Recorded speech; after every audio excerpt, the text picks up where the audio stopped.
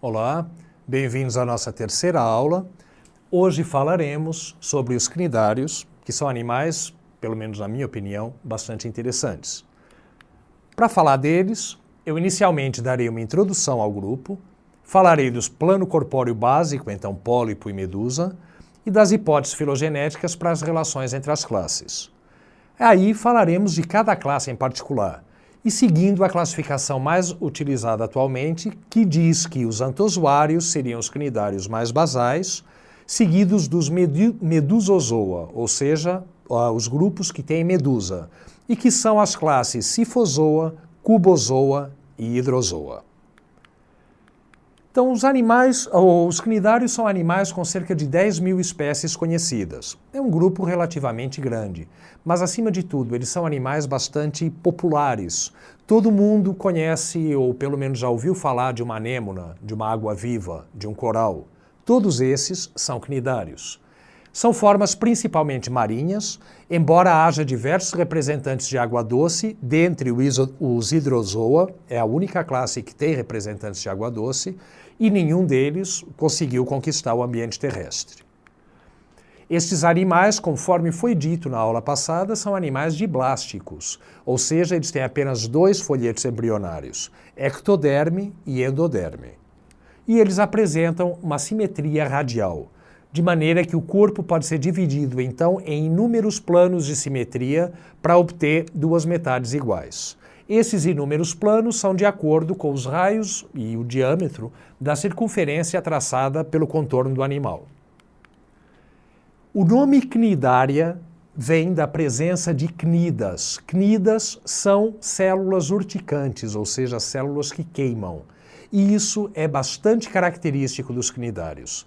A presença dessas cnidas, que são organelas citoplasmáticas especiais localizadas nos cnidócitos. Cnidócitos são as células portadoras de cnidas. E essas cnidas, então, são organelas e elas podem ter uma função de ser simplesmente aglutinante, ou elas podem formar muco, como em alguns grupos é utilizado para formar um tubo ao redor do animal, é o caso de um antozoário, do Cerianthus, ou então elas são realmente células que queimam, utilizadas tanto para defesa quanto para captura de alimento. É típico de cnidários a presença de fases polipóide e medusoide, ou seja, a alternância de gerações. Se vocês se lembrarem de ciclos de vida de outros organismos, onde há também alternância de gerações, mas aí há indivíduos haploides e diploides, já digo, não é o caso aqui. Todos os indivíduos adultos são diploides, mas há alternância entre um pólipo que vai ter reprodução assexuada e brota medusas que têm fase sexuada, produzem gametas que se combinam, formam uma larva e dão origem a um pólipo. Dependendo do grupo, vai haver predominância ou do pólipo ou da medusa. Mas também não são raros os grupos em que um dos estágios foi suprimido. Então, ou há apenas pólipos ou há apenas medusas. E exemplos aqui, as águas vivas, ou seja, medusas. Caravela portuguesa, que são colônias de um grupo de hidrozoários, os sifonóforas, são colônias com milhares e milhares de indivíduos, bastante comuns e também famosas pelos acidentes que podem causar, as queimaduras são bem fortes às vezes. As hidras, que são pequenos hidrozoários polipóides de água doce. As anêmonas do mar, que podem ter coloração absolutamente fantástica em alguns casos, são animais muito vistosos, muito bonitos. Ou os próprios corais, que formam recifes de corais, ou as gorgônias. Esses animais, então, eles estão muito basais em relação à evolução de metazoa, mas são animais bastante populares e bastante apreciados. O plano corpóreo básico ele pode ser, conforme foi dito já, ou polipóide ou medusoide. Então temos a forma de pólipo e a forma de medusa. Em ambos, o corpo é aproximadamente cilíndrico. O pólipo é verdadeiramente cilíndrico e a medusa tem uma forma de um sino invertido. E isso delimita, então, duas superfícies. Nós não falamos aqui em extremidade anterior ou posterior, nós não falamos em superfície dorsal e superfície ventral, nada disso se aplica a esses animais. O que se aplica é superfície oral ou superfície aboral. Reparem que no pólipo, a aboral é aquela pela qual o animal se prende ao substrato. Já a medusa é livre natante.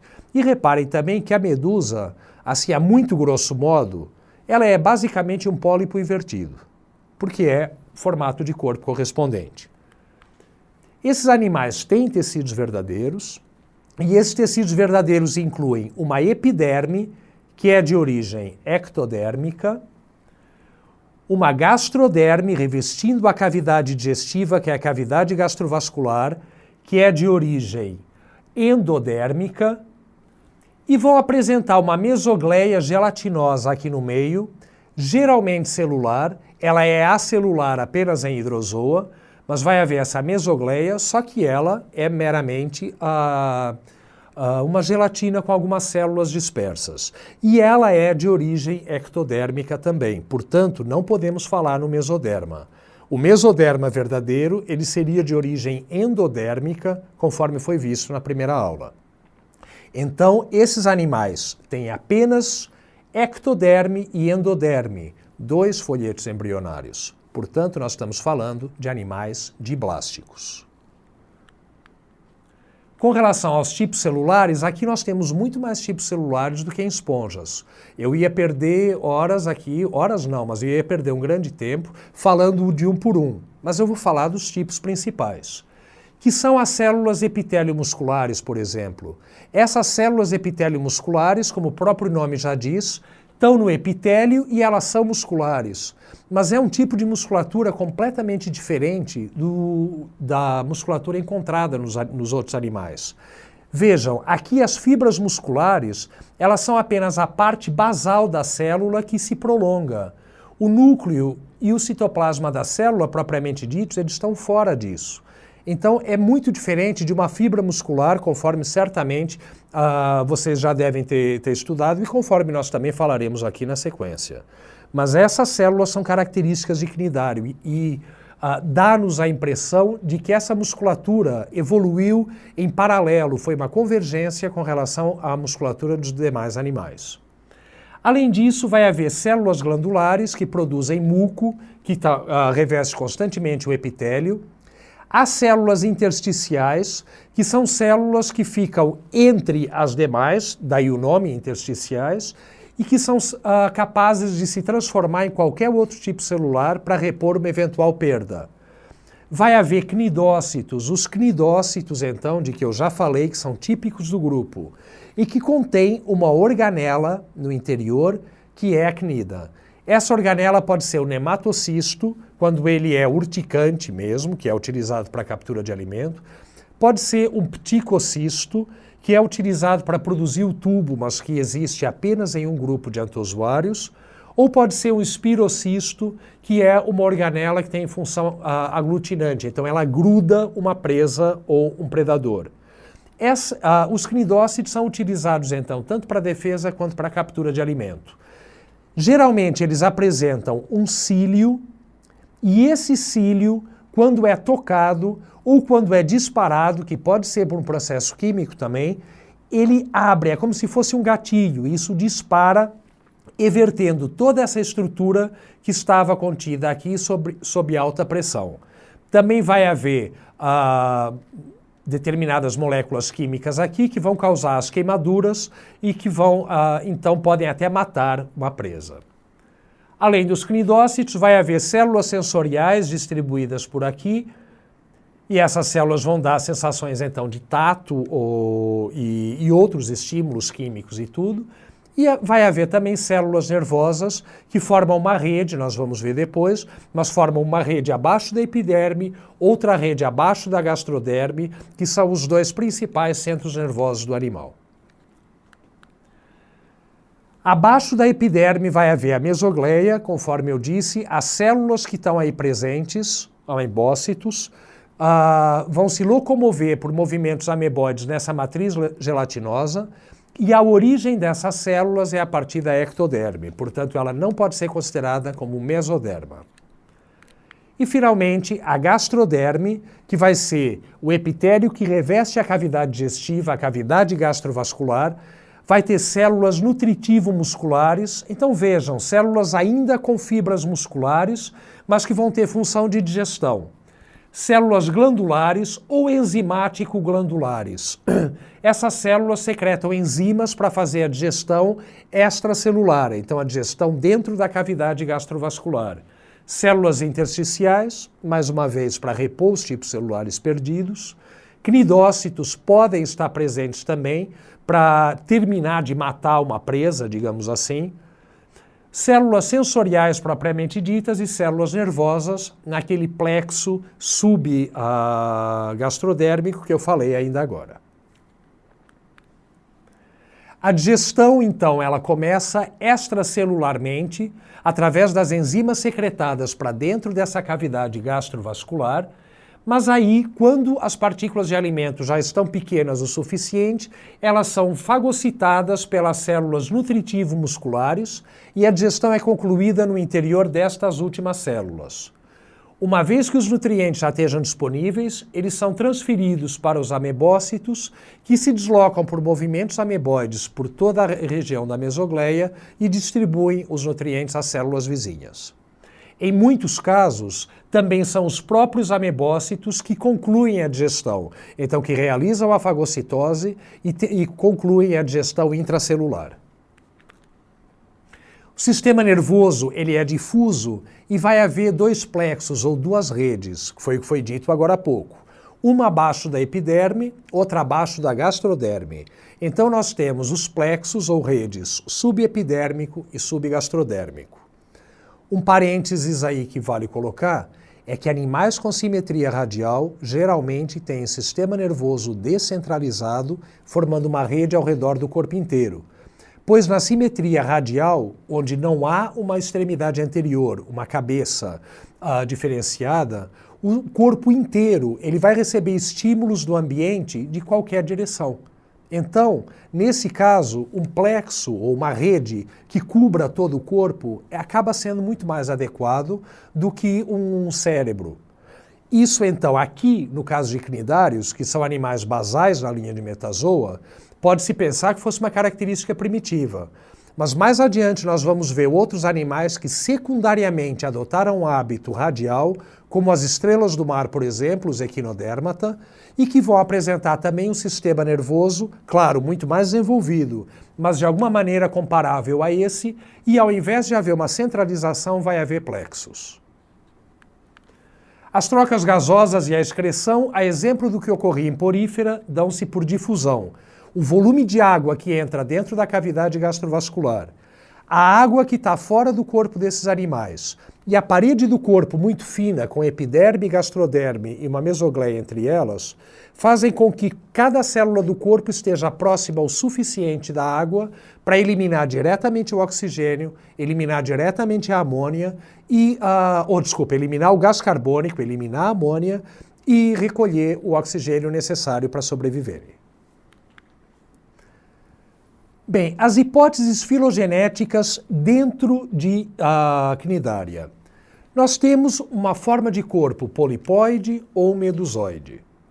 Temos 4 classes. Anthozoa, que só tem pólipo, hidrozoa, que tem pólipo e medusa, cubozoa, que tem pólipo e medusa, e cifozoa, que tem pólipo e medusa. Isso nos leva a 2 hipóteses filogenéticas. Na primeira hipótese filogenética, o ancestral teria ambas as fases, medusoide e polipoide. E aí, simplesmente, houve a perda da fase medusoide em anthozoa. Na outra hipótese filogenética, que é a mais aceita hoje, o ancestral era apenas polipoide.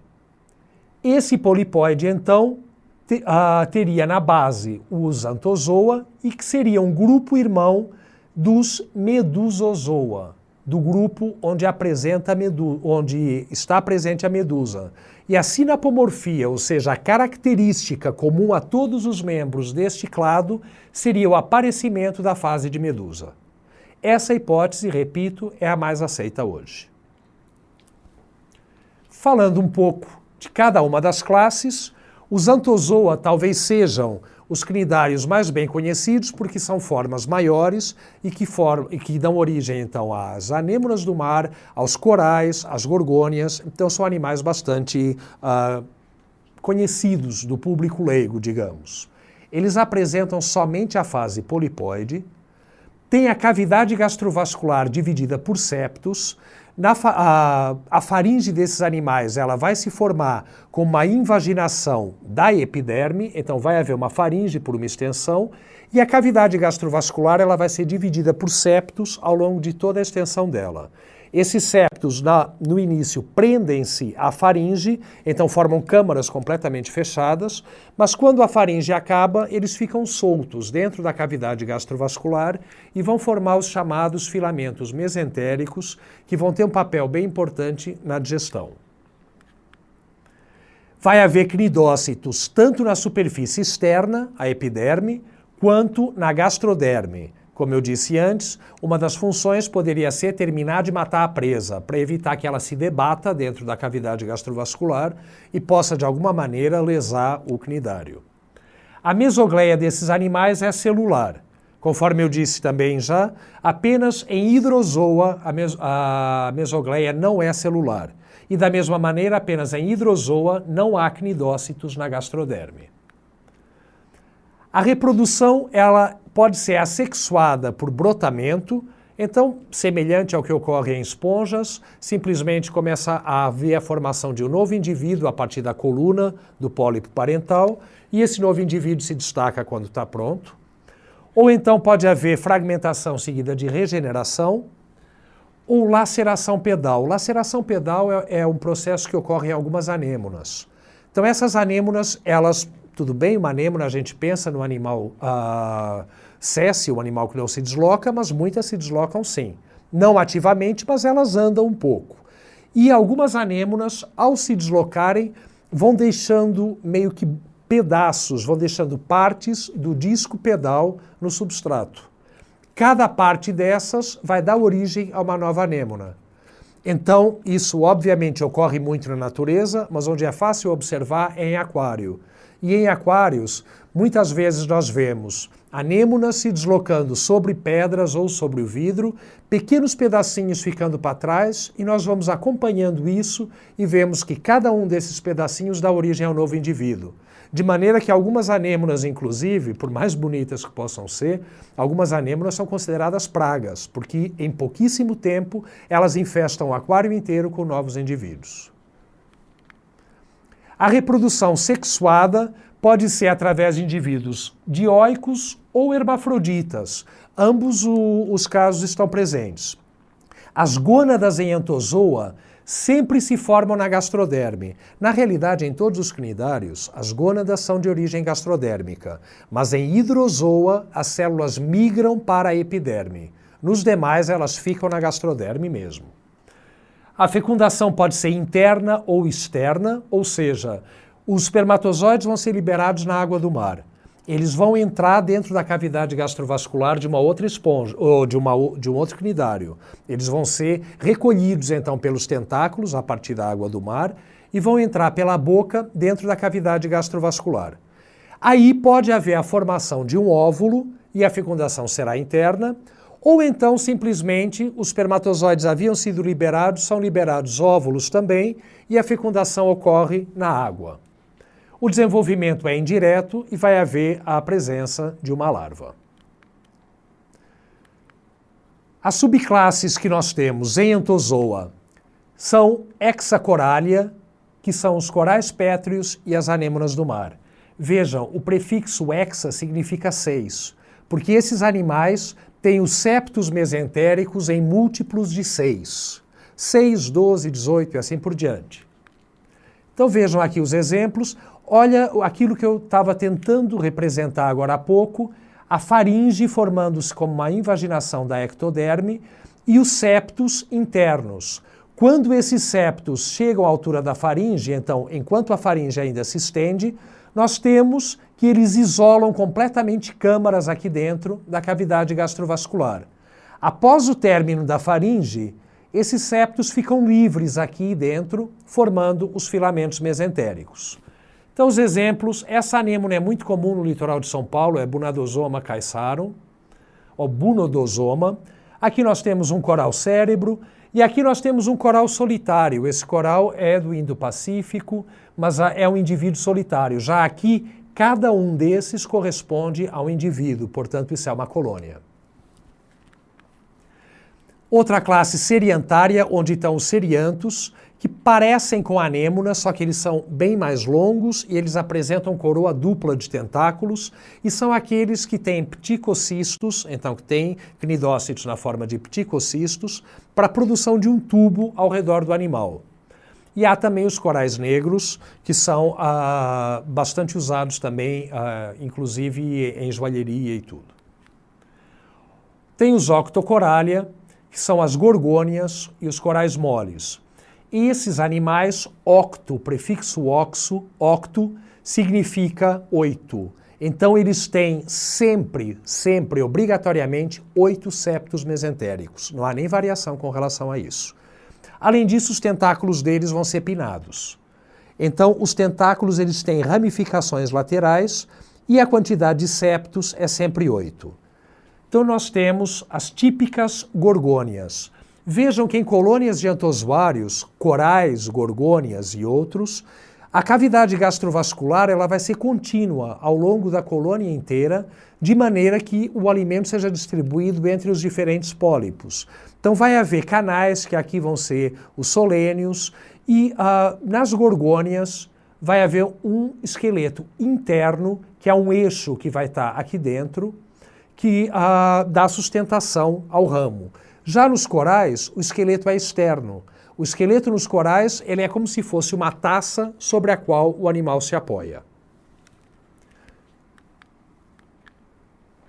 Sifozoa, segunda classe, aqui há predominância de medusa e são medusas grandes. Essas medusas, elas apresentam a margem da umbela lobada, ela está dividida em lobos.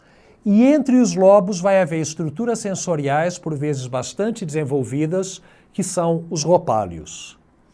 Essas medusas também, elas vão apresentar na extremidade aqui da boca, umas projeções que são os braços orais. Esses braços orais são geralmente 4, mas algumas outras apresentam inúmeros braços orais, então tudo isso ramificado, formando uma superfície bastante grande.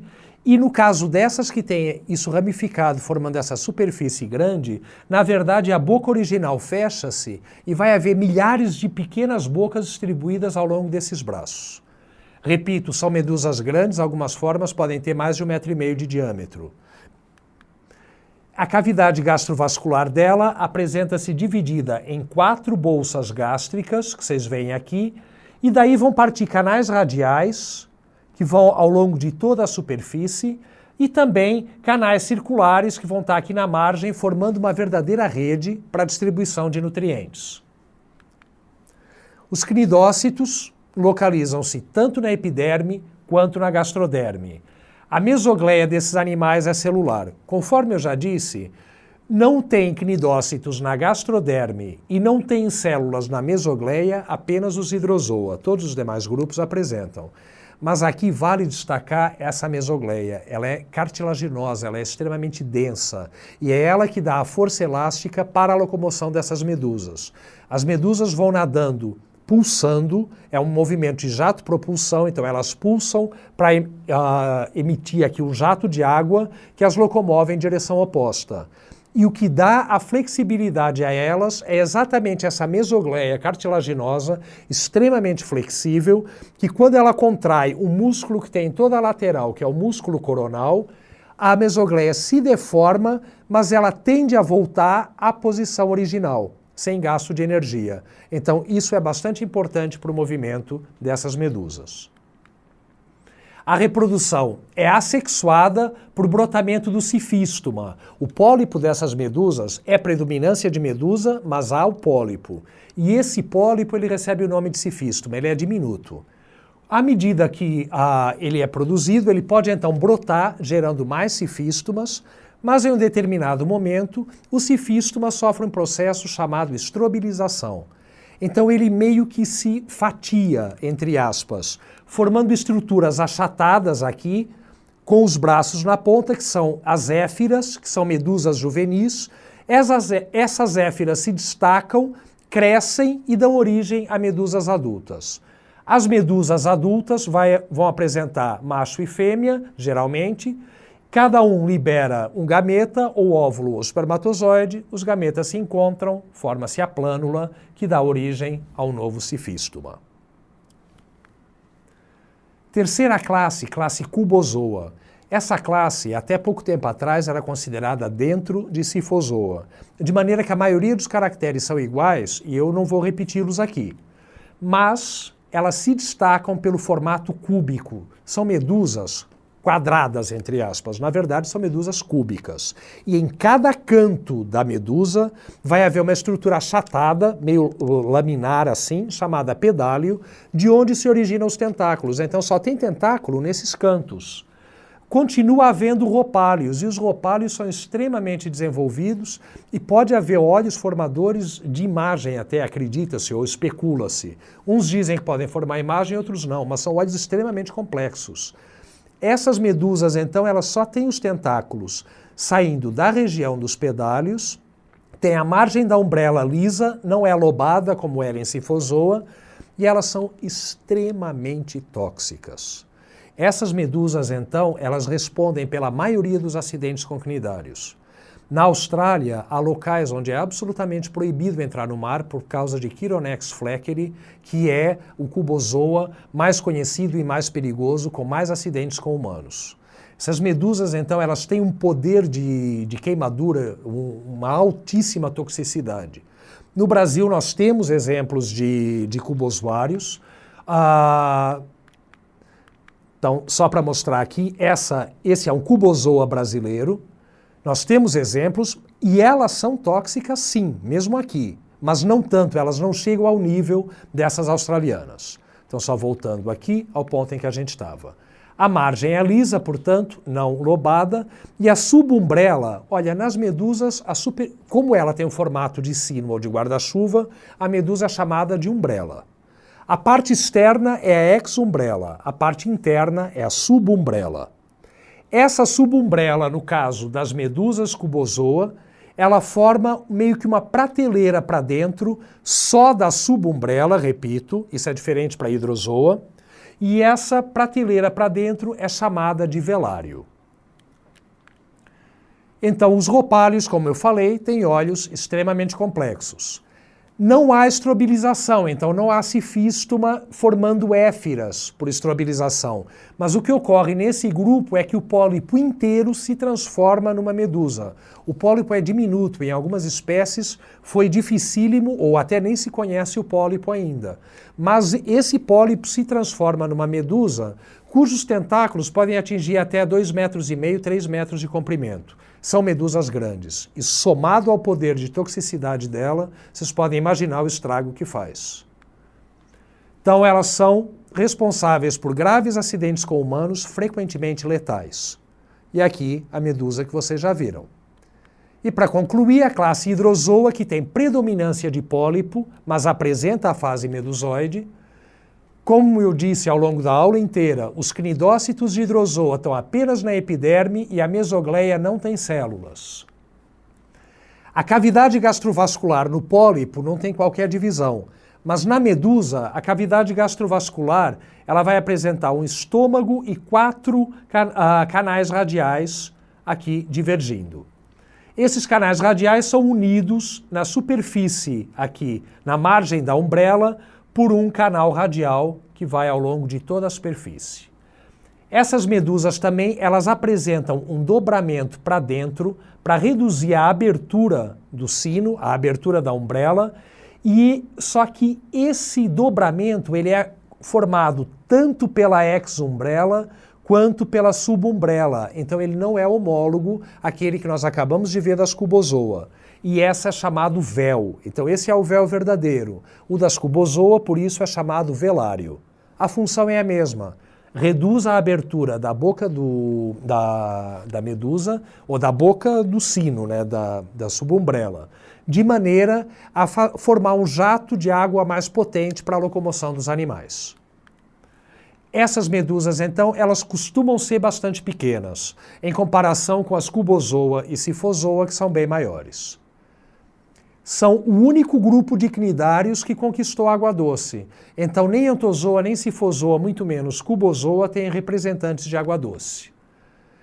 Sendo que eles são geralmente coloniais e apresentam polimorfismo, ou seja, há vários tipos de indivíduos. Então aqui, por exemplo, a caravela portuguesa, bastante conhecida, causa acidentes aqui no Brasil, onde vocês têm um indivíduo aqui que é o flutuador, e aí vocês têm aqui esses tentáculos que, na verdade, são centenas de milhares de indivíduos. Vários tipos, com polimorfismo. Uns capturam alimento, outros são para defesa, outros são para reprodução. Pode haver nessas formas também outros que são medusas modificadas que ficam só pulsando para poder locomover a colônia, para a natação. E esse indivíduo que fica para fora d'água, que é o flutuador, ele é cheio de gás e fica exatamente na linha d'água, ele também tem função de locomoção, porque ele é para ser levado pelo vento, para o vento bater e o transportar. Com esses tentáculos contendo centenas de milhares de indivíduos debaixo d'água e capturando alimento e se reproduzindo e exercendo todas as suas funções. A reprodução assexuada se dá por brotamento e regeneração. Vocês veem aqui um exemplo de um brotamento, então um broto sendo formado a partir de um pólipo. E a reprodução assexuada envolve então fases polipoide e medusoide, sendo que o pólipo geralmente brota as medusas, então é parte assexuada, enquanto as medusas, elas produzem óvulos e espermatozoides, elas tendem a ser dioicas, e esses óvulos e espermatozoides se encontram, formam uma plânula, que é a larva, e essa larva dá origem a uma nova colônia. Vale então notar que esses animais, eles apresentam polimorfismo também.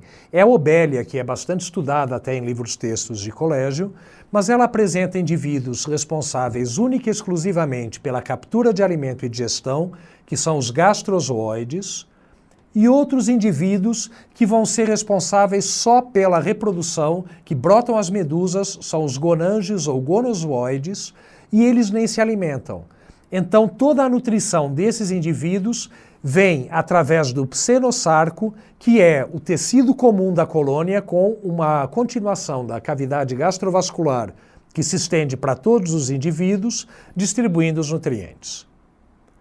Era isso que eu tinha para falar de vocês de cnidária. Agradeço muito pela atenção e peço para continuarem acompanhando as aulas do curso.